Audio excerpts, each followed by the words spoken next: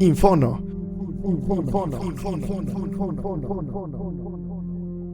Arte, noticias, ciencia. Que la cultura nos salve. Bienvenidos a su podcast favorito, Infono. En este episodio hablaremos sobre la realidad que enfrentamos hoy en día, nuestra vida en pandemia, nuestra nueva normalidad. Así es, hablaremos sobre cómo ha cambiado nuestra vida a lo largo de estos meses y cómo cambiará, ya que a consecuencia de este confinamiento nos hemos ido adaptando a nuevos cambios que sin duda se quedarán para ser parte de nuestra vida diaria.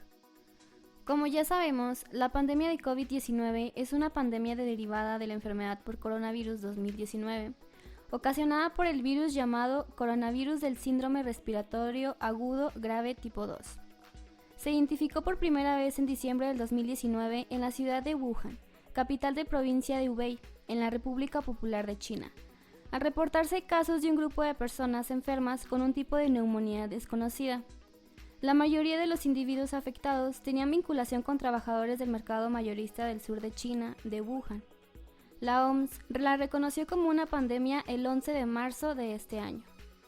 La información que se tiene hasta el 23 de noviembre del presente año son más de 60.7 millones de casos confirmados por la enfermedad en 254 países y territorios del mundo, entre ellos Estados Unidos, India, Brasil, Rusia y Francia.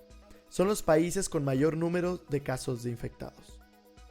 1.4 millones de muertes, siendo los países más afectados Estados Unidos, Brasil, India, México y Reino Unido.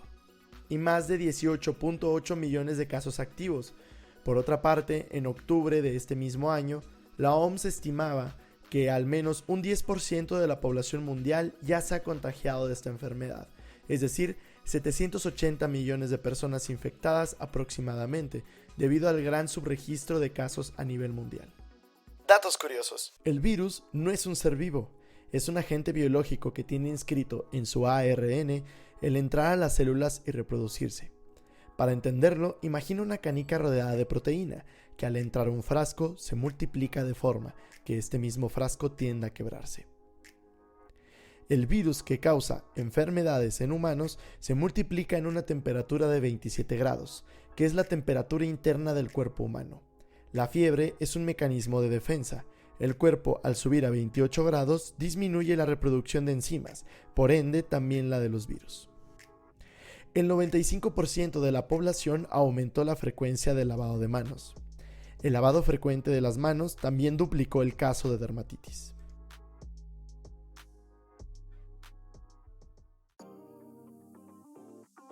Empecemos hablando sobre cuánto y cómo han cambiado nuestras vidas desde el inicio de la pandemia. Seguimos en confinamiento, pero nuestra vida tiene que seguir con su curso, adaptándonos a nuevos hábitos. El brote introdujo súbitamente a decenas de millones de trabajadores al trabajo a distancia. Gracias a las nuevas tecnologías de información y comunicación, los trabajadores pueden realizar sus labores profesionales a distancia. Los objetivos de esta modalidad de trabajo son lograr un balance entre la flexibilidad y la seguridad de la estructura laboral, conciliar la vida familiar y la laboral. Los médicos y los pacientes que anteriormente podrían haber considerado telesalud solo en circunstancias limitadas, ahora ven que pueden brindar una mayor variedad de servicios de manera virtual. La compra de alimentos también ha cambiado. Las compras en internet y la entrega a domicilio de alimentos ha aumentado ante los cierres de emergencia. Las reuniones con nuestros amigos y familia ahora son solo por aplicaciones y a través de las redes sociales. La pandemia ha trasladado nuestra vida social a internet. El uso de las mascarillas para frenar el contagio ha sido algo común durante mucho tiempo en países asiáticos, pero para todos los demás no. No será un fenómeno mayoritario, pero predice que la práctica se convertirá en rutina en algunos lugares y situaciones, al estar en áreas de mayor densidad o cuando las personas resfriadas o engripadas necesiten salir. Los viajes en avión, en cuanto a tarifas, las opciones ruta y las elecciones de aerolínea, pueden cambiar a medida que la industria se adapte a la nueva normalidad que tengamos después de la pandemia. Los aeropuertos tendrían que mejorar sus procedimientos de limpieza, desinfectar espacios públicos con más frecuencia y disponer de suficiente espacio para que se pueda respetar el distanciamiento en las líneas. En cuanto a los viajes en transporte público, es difícil volver a usarlos con regularidad, implica cambios en la forma en la que operan. Muchos sistemas redujeron el servicio cuando disminuyó la cantidad de pasajeros, y es probable que esas reducciones sean permanentes. Ante la ausencia de una vacuna, el uso de aplicaciones de teléfono inteligente y tecnología Bluetooth para rastrear contactos, es decir, la capacidad de rastrear con quién se ha encontrado y posiblemente expuesto una persona infectada, ocupa un lugar destacado ante las estrategias de contención del virus y facilitar el distanciamiento social.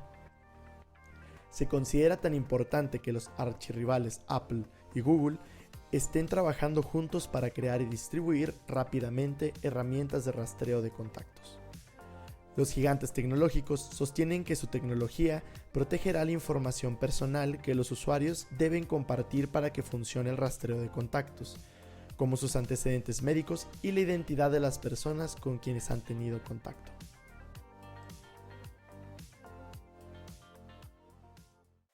Datos curiosos. Los virus que permanecen en el ambiente tienen una duración más corta en verano y en el invierno es más duradera. Los virus que debilitan el sistema respiratorio atacan con más frecuencia en invierno, ya que las temperaturas bajas los ayudan a mantenerse en el ambiente y las defensas de las personas son más bajas.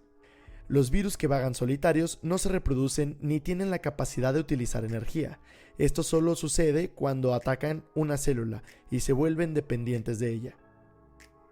El 55% de la población encuestada presentó una reducción del 55% de sus ingresos. Coronavirus Tips es tendencia en Google por ser lo más buscado.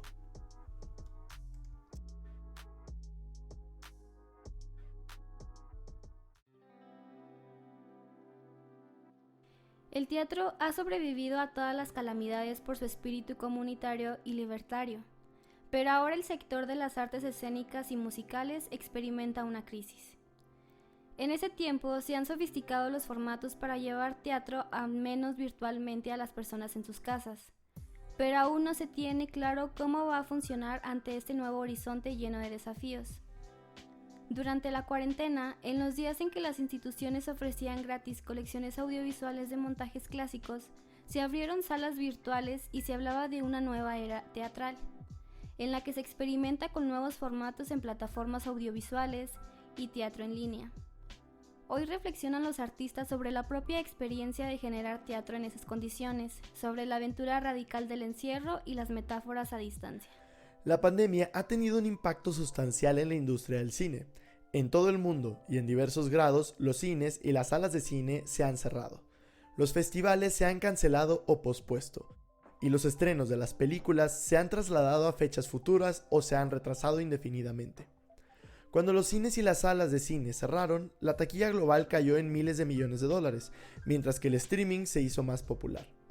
El stock de las salas de cine cayó dramáticamente. Muchos éxitos de taquilla originalmente programados para ser lanzados entre marzo y diciembre fueron pospuestos o cancelados en todo el mundo. Y las producciones cinematográficas también se detuvieron. Se han pronosticado pérdidas masivas en la industria. La compañía ha reabierto 494 de sus 598 salas, pero la asistencia ha caído el 85%. Y en cuanto a los museos, son considerables las instituciones que en el campo de la cultura tienen un manejo innovador de las plataformas de Internet. Están produciendo contenidos digitales con mayor regularidad que en otros tiempos. La pandemia global ha obligado a reforzar las visitas virtuales a algunos museos, con la difusión de acervos pieza por pieza o la posibilidad de consultar con mayor detalle información, significados o contextos de algunas obras. Ahora pasemos a hablar de los premios de música, que no podrían faltar este año. Empecemos con los VMAs 2020. Se realizaron a pesar de que el contexto por COVID-19 hiciera que muchos dudaran sobre la posibilidad de realizar la premiación este año. Este, como otros tantos eventos masivos, tuvo que ajustarse a nuevas medidas de seguridad, donde la salud de los presentadores, organizadores, talentos, asistentes y todo el personal involucrado detrás de la producción no se viera afectada.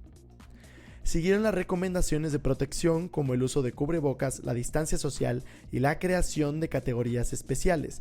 Los VMAs llegaron a la pantalla pese a que muchos dudaran sobre la capacidad del medio del espectáculo para adaptarse a un contexto particularmente hostil, el de la crisis sanitaria. Recurrieron a la ayuda de la tecnología para poder triunfar. En el montaje final se fusionaron escenarios dinámicos, participaciones previamente grabadas y transmisiones en streaming para evitar contagios. En el escenario se convocó a los asistentes a que llevaran sus propios vehículos y desde ellos respetaran la distancia social recomendada para protegerse unos a otros. A diferencia de los VMAs, en los Grammys los artistas no se pudieron reunir como en otras ocasiones y conectaron con Miami, sede parcial del evento desde países como Argentina, México, Brasil y España, para compartir sus discursos y actuaciones durante la noche. No hubo público presente ni alfombra roja para evitar contagios, pero se contó con más de 25 presentaciones de grandes artistas acompañados en sus actuaciones de profesionales de la salud como doctores, enfermeras y bomberos.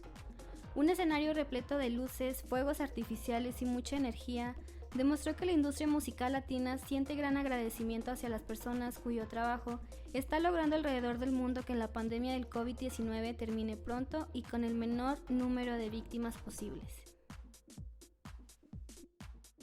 Datos curiosos. La última pandemia de esta magnitud fue hace más de 100 años. La influenza o gripe de 1918, conocida popularmente como gripe española, fue de las más devastadoras de la historia y la más grave de las 3 pandemias por virus durante el siglo XX. Se estima que infectó a unos 500 millones de personas, equivalente a 1/3 de la población mundial, y mató a unos 50 millones en todo el mundo, más que el total de muertes de la Primera Guerra Mundial. Aunque la influenza H1N1, también conocida como gripe porcina, fue clasificada por la OMS como pandemia, su índice de mortalidad fue bajo comparado con su propagación, dejando más de 500.000 de muertes. Tras la pandemia, aumentó la compra de computadoras. En Italia se reportó un incremento del 110%. Se ha cerrado la brecha tecnológica en adultos mayores de 60 años en el Reino Unido.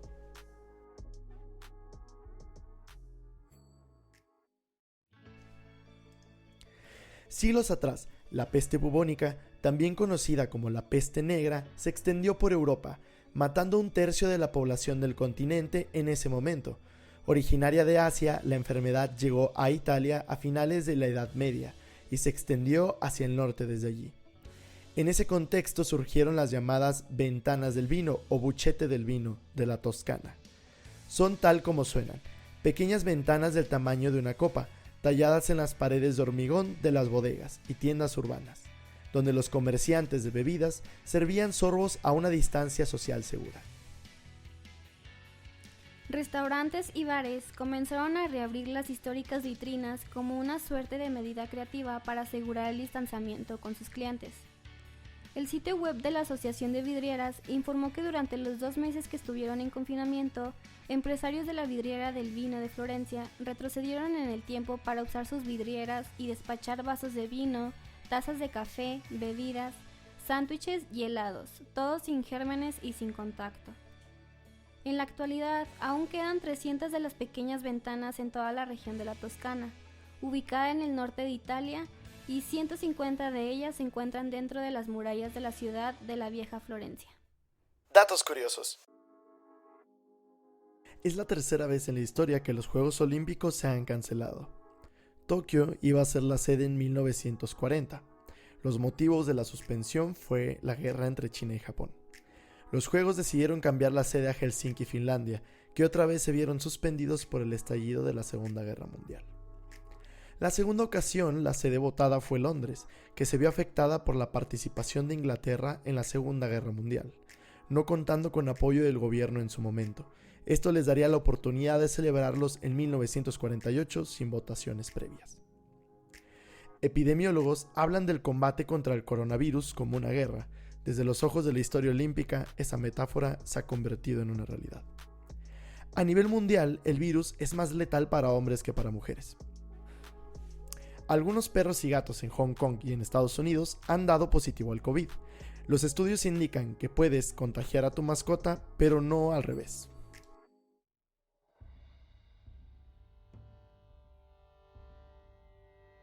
La filosofía es una de las disciplinas centenarias más importantes para el entendimiento del mundo, habitando desde la antigua Grecia hasta las ciudades más modernas de Norteamérica. Pensar es un quehacer que nunca termina mientras la humanidad siga con vida. Durante la pandemia, muchos pensadores han desarrollado su visión sobre cómo nos afecta a nivel social y cultural. Comenzaremos con las escandalosas declaraciones de Slavoj Žižek. Es un filósofo, sociólogo, psicoanalista y crítico cultural esloveno, actualmente director internacional del Instituto Pickbeck de Humanidades de la Universidad de Londres. Žižek opina que la pandemia es señal de que la humanidad no puede vivir más como hasta antes de esta contingencia. En sus palabras, es necesario un cambio radical. Agrega que quizá otro virus de carácter ideológico se está propagando también y que será más benéfico que el sanitario. En sus palabras, en una sociedad más allá del Estado-Nación, en una sociedad alternativa que se actualiza a sí misma en las formas de solidaridad y cooperación global que han sugerido fuertemente la actual pandemia. Žižek es considerado un pensador muy provocador, incomoda al público y como respuesta siempre reacciona. Para él, actualmente la gente está dopada y adormecida. ¿Qué se necesita? Despertar. Como él dijo, no creo en eso de escuchar a la gente normal y corriente, como dice Pablo Iglesias, porque la gente normal y corriente está atrapada por la ideología. Está en favor de echar a los inmigrantes. No defiendo el viejo comunismo de ninguna manera, sino propongo un nuevo comunalismo globalista, porque nuestro cerebro es una herencia común. Žižek a esto se refiere en una parte, él como pertenece a la izquierda, o tiene un pensamiento un poquito más de izquierda. En este caso Žižek ha hecho muchas declaraciones acerca de que va a existir un nuevo comunismo, referente sobre todo a la nueva forma de pensar en cómo las familias están conviviendo más, cómo se está tratando de llevar la vida de una diferente manera, y que ya sabemos que el sistema neoliberal y el capitalismo no están funcionando del todo. El también filósofo y sociólogo francés Bruno Latour nos dice, por su lado, que la crisis del coronavirus es un ensayo general para el inminente cambio climático, que va a ser la próxima crisis, aquella que la reorientación de las condiciones de vida se planteará como un reto para todos. Por otra parte, Noam Chomsky también habló de lo que piensa sobre la pandemia en una entrevista a la agencia AFP en Tucson, Arizona, donde vive después de abandonar la Universidad de Harvard. Comenzó por agraviar la posición política de Trump y su obsesión con el poder, y cómo esto llevó a Estados Unidos a los peores números de infectados y muertes. También recalcó que el capital de su país es una enorme ventaja, que se ve afectada por la privatización y el no tener un sistema de salud universal, al igual que la mala decisión de cancelar programas de apoyo científicos, que recopilamos de sus palabras estas declaraciones muy importantes. Empezamos con todo lo grave que es esta pandemia, no es el peor problema. Habrá una recuperación de la pandemia a un gran costo, pero no habrá ninguna recuperación del derretimiento de los casquetes polares y el alza del nivel del mar y los otros efectos letales del calentamiento global climático. ¿Qué estamos haciendo sobre esto? Cada país está haciendo algo, no lo suficiente, pero Estados Unidos está haciendo mucho. Concretamente está corriendo hacia el precipicio, eliminando todos los programas, todas las regulaciones que pueden mitigar la catástrofe. Esto declarándose de una manera muy satírica acerca de lo que está haciendo Estados Unidos y las decisiones que está tomando o que tomó en su momento Donald Trump para poder combatir el cambio climático, que en realidad pues se salieron de muchos de los tratados internacionales y hubo ahí un escándalo porque pues Donald Trump no confía en los científicos que tienen comprobado que sí está sucediendo un cambio climático a nivel mundial. Otra de las declaraciones de Noam Chomsky es: varios países están utilizando tecnología para rastrear a los ciudadanos o archivando su ADN para luchar contra el virus. Hay compañías desarrollando tecnología para que los empleadores puedan ver qué hay en tu pantalla y vigilar lo que haces, qué teclas aprietas, si te levantas. Y será complementando con video. La llamada Internet de las Cosas está llegando. Es práctico. Implica que puedes prender la hornilla cuando estás conduciendo a casa, pero también que la información está yendo a Google, Facebook y al gobierno. Una enorme cantidad de vigilancia, de control e invasión potencial. Si dejamos que las inmensas compañías tecnológicas controlen nuestra vida, eso es lo que sucederá. Será como en China, donde algunas ciudades tienen un sistema de créditos sociales. Hay tecnología de reconocimiento facial en todos lados y todo lo que haces es vigilado. Si cruzas la calle en el lugar equivocado, pierdes créditos. No es inevitable, así como el calentamiento climático no es inevitable, pero sucederá a menos que la gente lo detenga. También en este tema es muy interesante cómo las agendas de la mayoría de los periódicos y de los gobernantes han apuntado solamente a la pandemia. Pues es algo lógico, pero mientras nosotros estamos distraídos un poco con lo que está sucediendo alrededor del mundo con la pandemia, actualmente están haciéndose un montón de movimientos como que él dice que es el registro de las personas, el reconocimiento facial.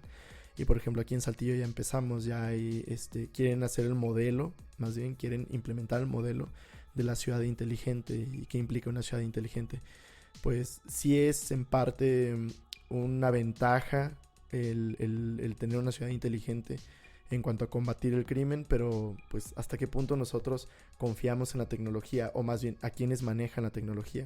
El reconocimiento facial incluso puede leer facciones aunque tengas cubrebocas, aunque tengas lentes. Entonces es algo que si cae en las manos equivocadas es muy peligroso.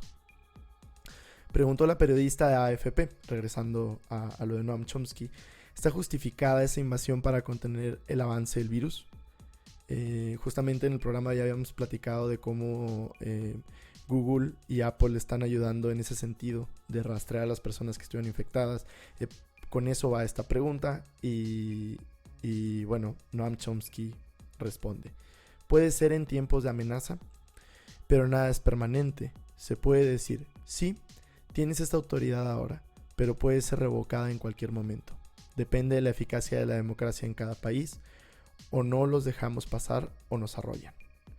Noam Chomsky dice que en estos casos maquiavélicamente puedes decir que sí está por alguna forma permitido éticamente que las empresas puedan hacer este tipo de movimientos, pero que debe de prevalecer la democracia y que debemos de preservarla y debemos de hacer que las cosas sucedan, ¿no?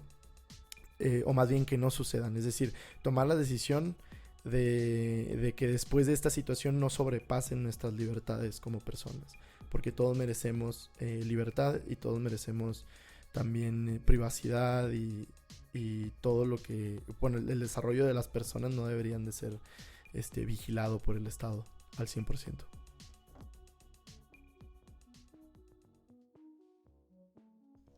El último filósofo de la lista es Byung-Chul Han. Es un filósofo ensayista surcoreano, experto en estados culturales y profesor de la Universidad de las Artes de Berlín. Es considerado como uno de los filósofos más destacados del pensamiento contemporáneo por su crítica al capitalismo, la sociedad del trabajo y la tecnología. Y bueno, en sus declaraciones ha criticado pues cómo hemos abandonado nuestro vivir por el sobrevivir. También cómo se ha instaurado una nueva forma o cómo se ha vendido la idea de una nueva forma de gobierno más totalitarista por parte de Asia al occidente. Y también pues ha criticado mucho el cómo hemos abandonado nuestra vida por querer sobrevivir, que él no lo ve como algo malo, pero sí es algo que podría afectarnos, ¿no? A nivel del pensamiento, a nuestra forma de desarrollar la vida, ¿no? Y es una parte muy interesante. Primeramente, él declara que la pandemia, más que un problema médico, es social, ya que, por ejemplo, podemos ver cómo en Alemania no hay estragos tan graves como en Estados Unidos, y tiene que ver con esta variación del capital, como hay gente extremadamente pobre y extremadamente rica en los países de Occidente. Por ejemplo, Francia, Inglaterra e Italia también se han visto muy afectados con la situación, y en cambio un país estable como Alemania no, y tiene que ver con esta parte que la sociedad no está tan tan afectada por las variaciones económicas. También dice, bueno, dice que un problema del COVID es que no sustenta la democracia. Como es sabido, del miedo se alimentan los autócratas. En la crisis, las personas vuelven a buscar líderes. El húngaro Viktor Orbán se beneficia enormemente de ello. Declara el estado de emergencia y lo convierte en una situación normal. Ese es el final de la democracia. Entonces lo que dice que no existe esta parte en la que todos participemos por buscar lo mejor, sino que siempre nos han comandado. Y es algo que ha sido muy criticado últimamente por los gobiernos, porque ellos toman decisiones por nosotros, y es algo que pues lógicamente como democracia todos deberíamos de elegir. Entonces, ¿qué es lo que sucede? Hay gente que se aprovecha de esto y dice, ok, ya es un estado de emergencia, y yo como gobernante ya lo implementé y esa es la ley de ahora en adelante, ¿no? Y por último nos vamos con otra cita de este filósofo, de Byung-Chul, y dice, COVID-19 probablemente no sea un buen presagio para Europa y Estados Unidos. El virus es una prueba para el sistema. Los países asiáticos, que creen poco en el liberalismo, han asumido con bastante rapidez el control de la pandemia, especialmente en el aspecto de la vigilancia digital y biopolítica, inimaginables para Occidente. Europa y Estados Unidos están tropezando. Ante la pandemia, están perdiendo su brillo. El virus no detiene el avance de China. China venderá su estado de vigilancia autocrática como modelo de éxito contra la pandemia. Exhibirá por todo el mundo aún con más orgullo la superioridad de su sistema. El COVID-19 hará que el poder mundial se desplace un poco más hacia Asia. Visto así, el virus marca un cambio de era. Ya como última reflexión nos vamos con esta frase de este filósofo, que hace una exposición, porque él no hace un juicio de valor, más bien hace una exposición de lo que está sucediendo actualmente con la pandemia.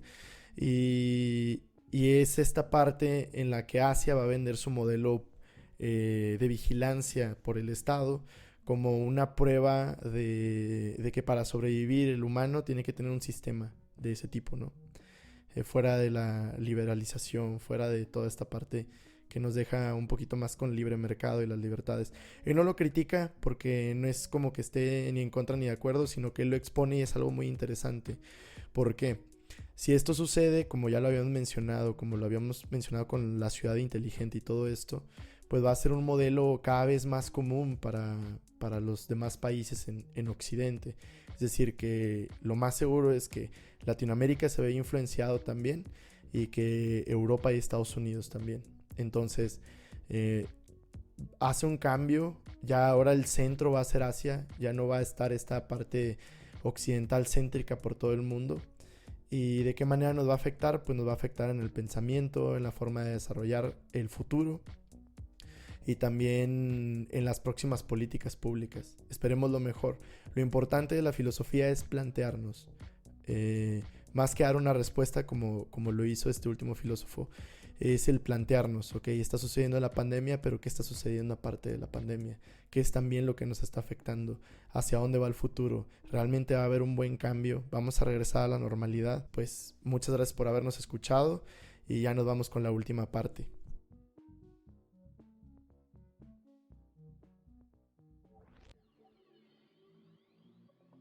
La pandemia de coronavirus es una emergencia de salud pública y una crisis económica sin precedentes en la interferencia con la vida cotidiana.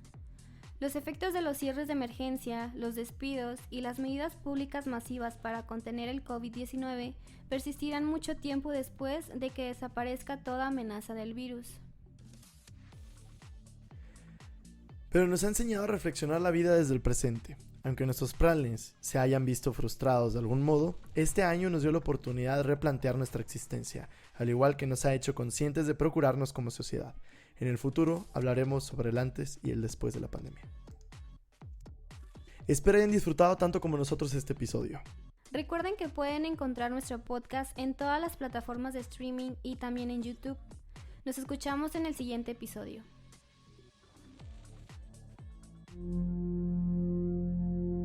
Infono.